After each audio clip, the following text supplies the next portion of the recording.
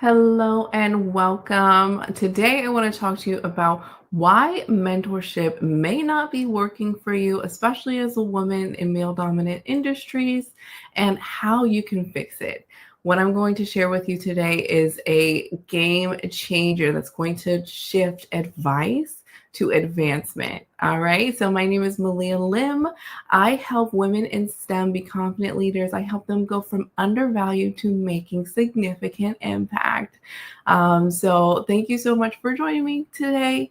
And I hope that you enjoy this one because this honestly was such a perspective shift for me and a few of my clients. Like a lot of times people are like, oh, go get a mentor. You should have sponsors and allies and all of the things. But as a woman navigating male dominant workplaces, that's kind of where the advice stops, right? They're just like, go talk to people, go find out what they're doing, go, no, no, no. And it's almost like a sink or swim. And I found that a lot of times mentorships, especially through early in my career, they would fall flat. Right. Like I would kind of be meeting with people, talking about advice or my goals, and they would tell me things and it kind of would fizzle out or like it just wasn't a match.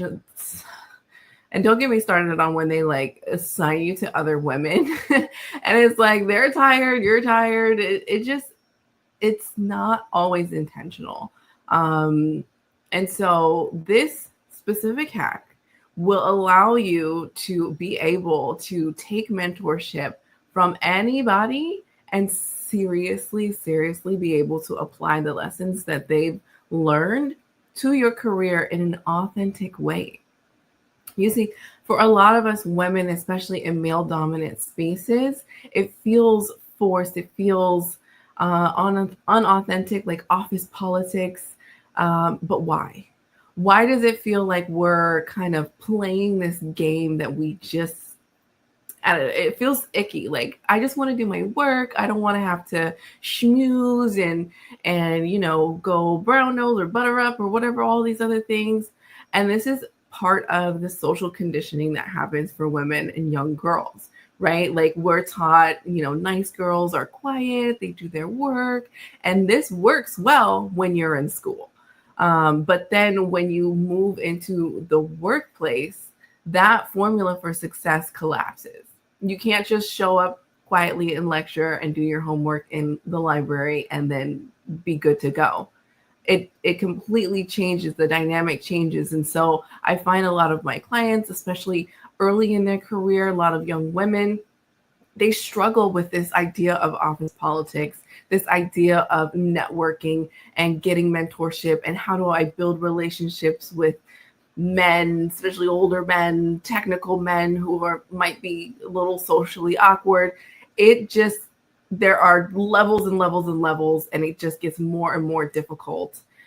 Trust me, I know. I started my career at Chevron. I became a technical specialist within 1 year of my career, and I was networking and relating with senior engineers who are like 30, 40 years in the game, and I'm this young, fresh out of college, living in LA girl, trying to network and get mentorship from these seasoned older gentlemen who were very nice guys, but it was just like, how am I supposed to do this?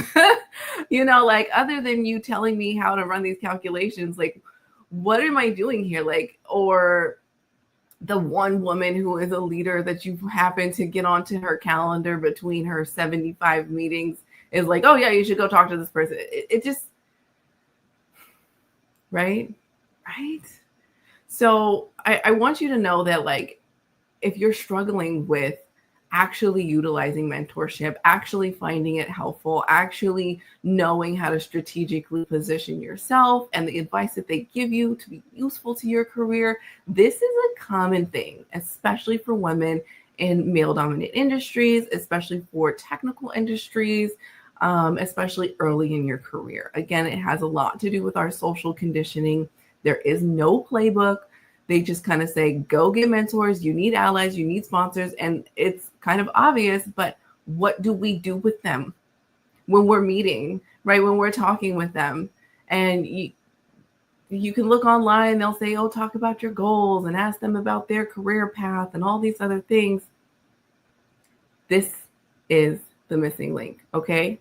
But before I share, I want to kind of explain to you what mentorship is supposed to do for you. And then when I explain to you kind of this missing link, hopefully it clicks a little better.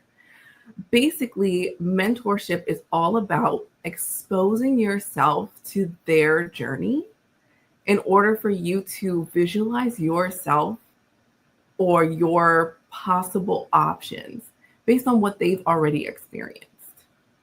Okay, so when we talk about confidence, to put our name in the hat for something or go after high visibility or speak confidently with presentations and do all of these things, again, that quiet girl, that shy girl that was super successful, who might not feel that comfortable being the leader of men in front of a room full of men, you know, for you to step out and try it on your own is going to be uncomfortable.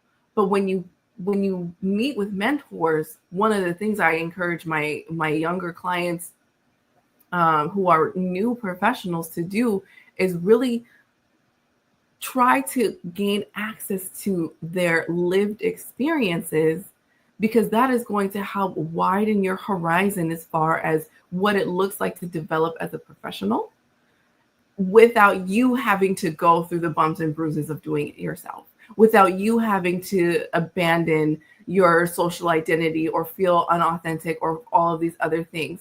And by having that exposure to their experiences or what have you, you can then have more choices and decisions and say, that sounds like something that resonates with me. That sounds like something I want to go after. That sounds like something that I feel like I can do, or I can relate to the journey and all of that other thing. Like mentorship, yes, it's supposed to be guidance as far as like, hey, if you take these classes and learn these things, you can maybe get assigned to this project and all of that other stuff. But it is really the exposure aspect that you want to be able to tap into so that you don't have to go through blazing the trail every single time yourself. You're leveraging their lived experiences to be able to see yourself in those spaces and understand what your version of a successful journey might look like. Okay. That's one thing. And then also, when it comes to career advancement, confidence in your ability to advance your career, confidence in your ability to show up as a strong professional, one that delivers value, one that has impact. A lot of times, because again, women are socially conditioned to be quiet, to be helpful rather than leaders and all of these other things, there's a lot of subconscious values that are built into our minds that kind of self-sabotage us without us realizing it. And so another aspect of mentorship that we as women really need to be capitalizing on is the opportunity to reflect on what core values, and I'm calling them values because they're really just social conditioning that has influenced the way that we think, the way that we see ourselves, the way that we act, and the type of success ultimately that we end up getting. And so when you get exposed to somebody else's journey, you can then say, hey, the way that I think about myself is not aligned with how that person's journey is going. So I want to spend this time to reflect, maybe delete, maybe upgrade some of my mental software, because the way that we think influences the way that we behave, and the way that we behave influences the type of success that we will get. Okay. So it's not about office politics. It's not about being unauthentic to yourself. No, this is a growth journey of you deciding what serves you, what experiences someone else has lived that you can leverage for yourself, right? This is all about you. This is the complete opposite of office politics. This is a self-realization and a choice to grow into the leader that you decide you want to be. And you get to pick and choose by the experiences your mentors share with you what really resonates with you. So for me, for example, I started as a technical specialist, and that gave me access to really large multi-million dollar projects through being the specialist that supported them. I got a mentor who would run those capital, million dollar projects. And he would share with me a lot of his experiences. And from there, I was like, ooh, I really like the fact that he has a lot of autonomy and authority in these short windows without having to be like a formal manager.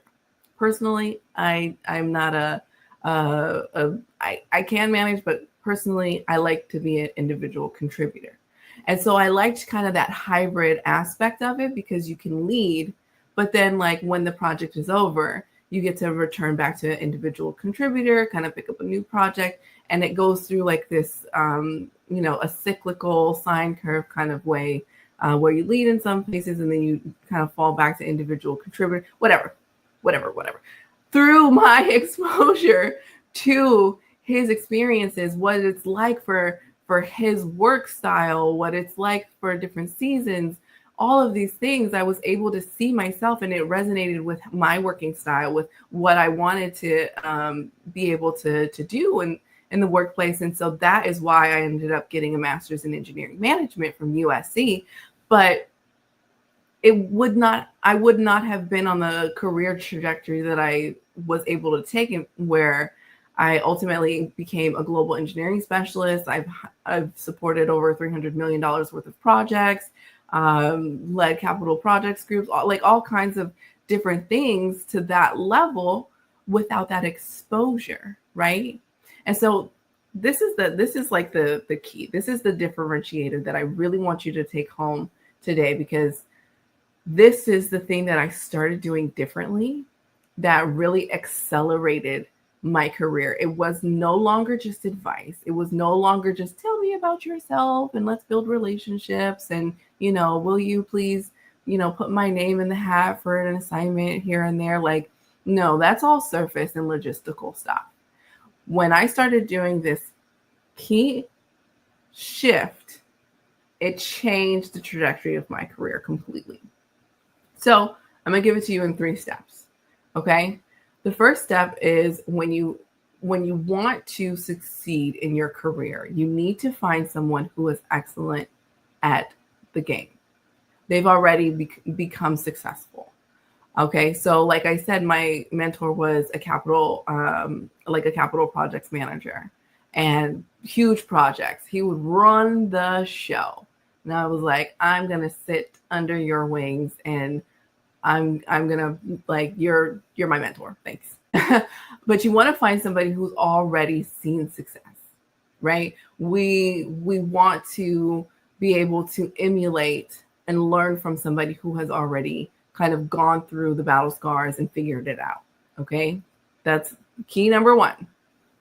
Key number 2 is observe what they do and what they say, their behaviors, how they communicate. How do they present?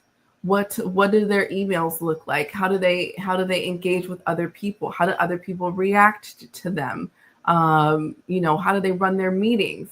One of the things that I used to do, and I encourage my clients to do, is offer to take notes, sit in on meetings, and just be like, hey, can I sit in on your meetings and see how you run it? And and then you send them meeting minutes and follow up things, and you kind of take on this admin role, but really you're observing them, you're watching them, you're collecting information as to what does it look like to be that.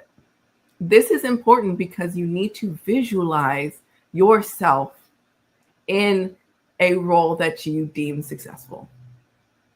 You need to see it firsthand, right? It's one thing to think, oh, I want to be the CEO, or I want to go into finance, or I want to do all of these things. But until you see their day-to-day, their meetings, their interactions, and all of that, you may say, whoa, that is intense. I don't want that.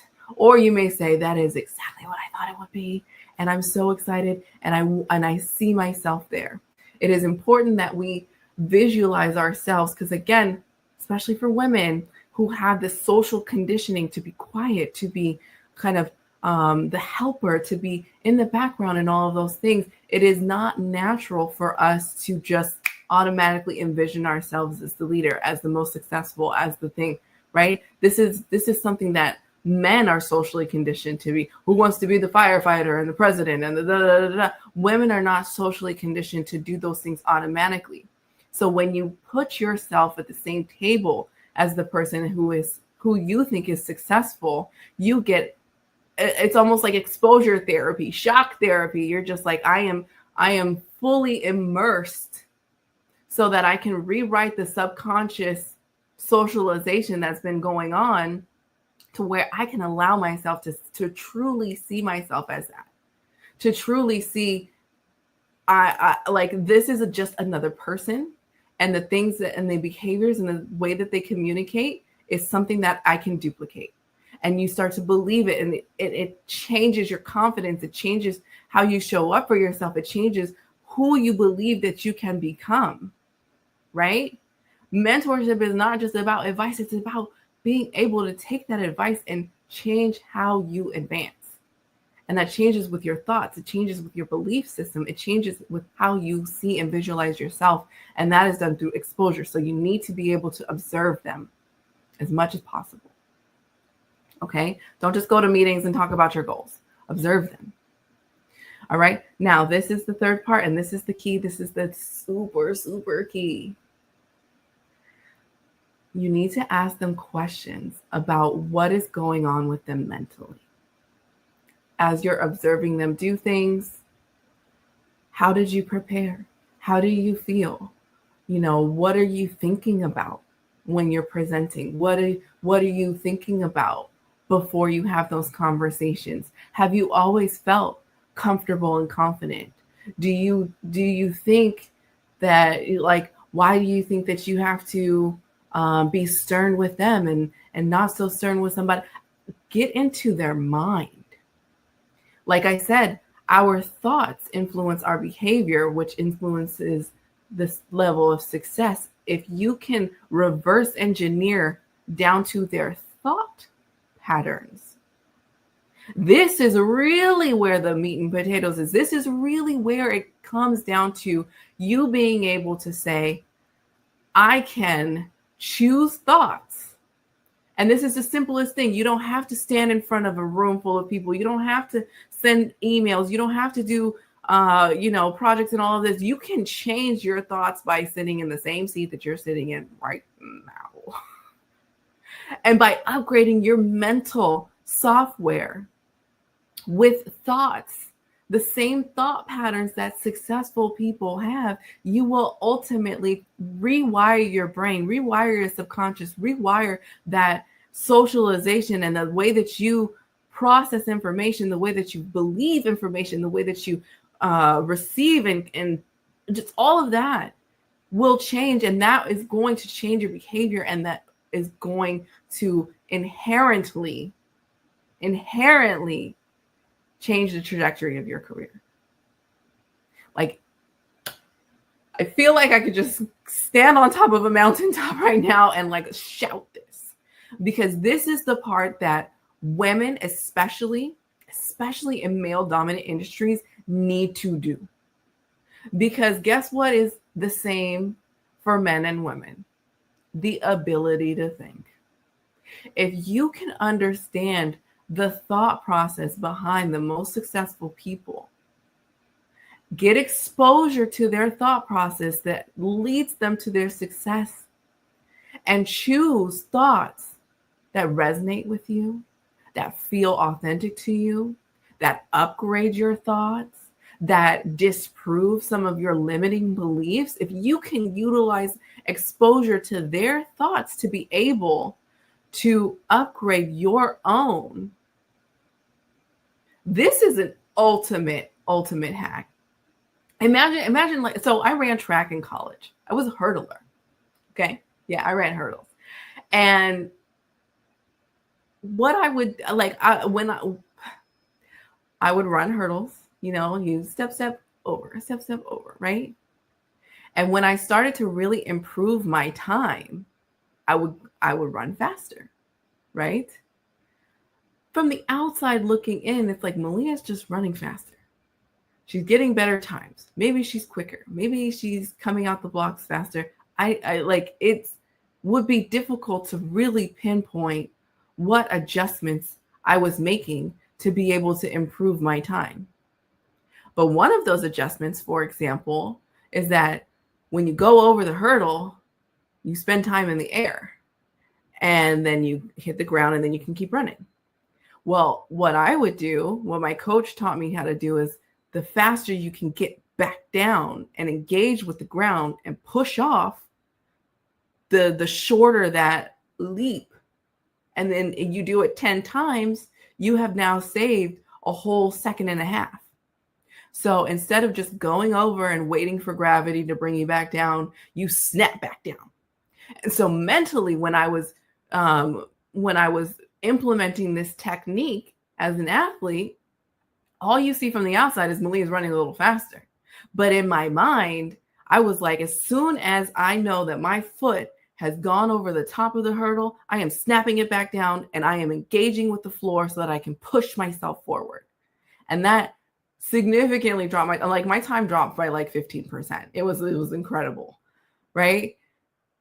There's no way that you would know that unless you ask me about what's going on in my mind. You can see my time, you can watch my tapes, and maybe you could see me do hurdles 100 times before it clicks and before you figure out, oh, maybe her leg is coming down a little faster than it used to. Or you could just have the conversation and ask me, what is it that you're thinking about that's been able to help you get from point A to point B? What was it like at point A? What were you thinking then? What was your thought process as you transitioned? And now that you're at point B, what are you thinking about now? What are you focusing on? Right? When you can get into the thought process of what's going on, it's more than just observing them and visualizing yourself doing it and feeling confident that maybe you can do it. You now have the inside scoop as to the thought processes necessary to be able to yield those behavioral results. This will shortcut your learning curve significantly. Like significantly. Okay? Because how we think affects how we experience, it affects our behavior and ultimately our level of success. All right, let me look at my notes here, see if there's something else I want to share with you guys today. But mentorship is not about it's not, I mean, yes, discuss your career goals and yes, find out about their career journey and find out about what work is going on and what maybe you can throw your name in the hat for and who you should be talking to and network and all those other things. But really, you want to emulate success. You want exposure to success. You want to see it done, understand it, learn how it communicates, and then you want to ask the questions, what is going on in here? And from that exposure, you can pick and choose what feels authentic to you. Ladies, we do not have to be men in a man's world. We can continue to be feminine. We can continue to be authentic to ourselves. We can continue to just upgrade ourselves as genuine, authentic people by way of picking and choosing from these thoughts and experiences that our mentors share with us in ways that resonate and feel good with us. Does that make sense? It's so much easier to grow into a savvy leader when you have options, when you have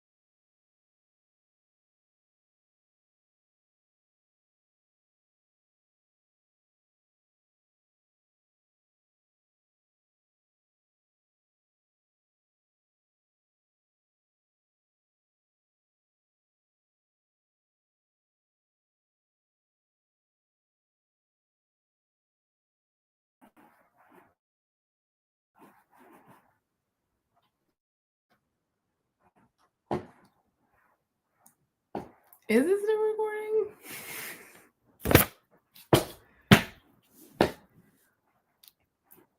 I think my computer totally just died.